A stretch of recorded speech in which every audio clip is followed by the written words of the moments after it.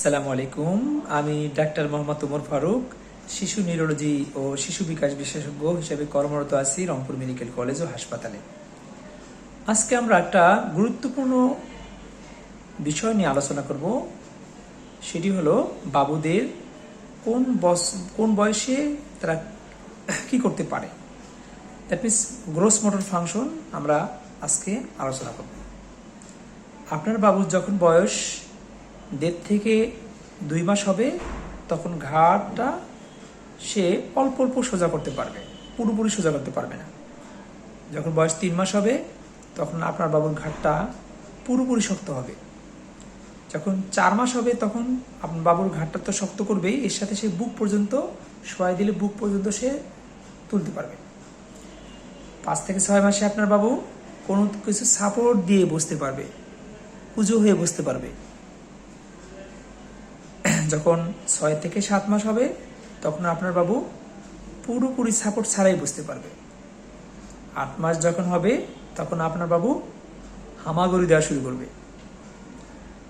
9 থেকে 10 মাস যখন হবে, তখন আপনার বাবু কোনো কিছু সাপোর্ট দিয়ে অথবা আসবাবপত্র ধরে সে দাঁড়িয়ে যাবে।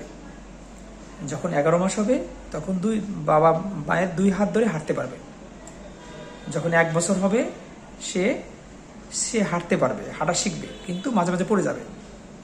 যখন 12 থেকে 14 মাস হবে, তখন বাবু সুন্দর করে একা একাই হাঁটতে পারবে।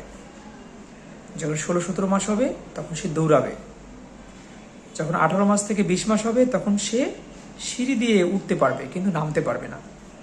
যখন 2 থেকে 2.5 বছর হবে, সে সিঁড়ি দিয়ে উঠবে এবং নামবে। এবং সে যখন 3 বছর হবে, সে তখন ফুটবলে সুন্দরভাবে শট দিতে পারবে।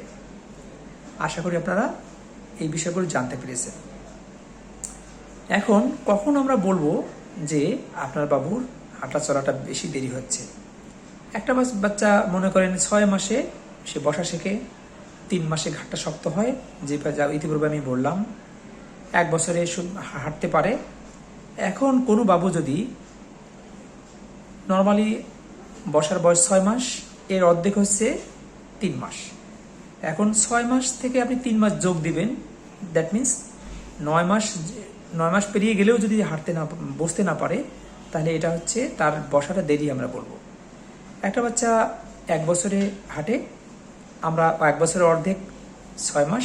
এখন এই 1 বছরের সাথে আমরা 6 মাস যোগ দিব। যদি সে 18 মাসেও হাঁটতে না পারে, তাহলে আমরা তাকে ডেভেলপমেন্টাল ডিলে তথা হচ্ছে তার হাঁটা চলা দেরি আমরা বলে থাকি।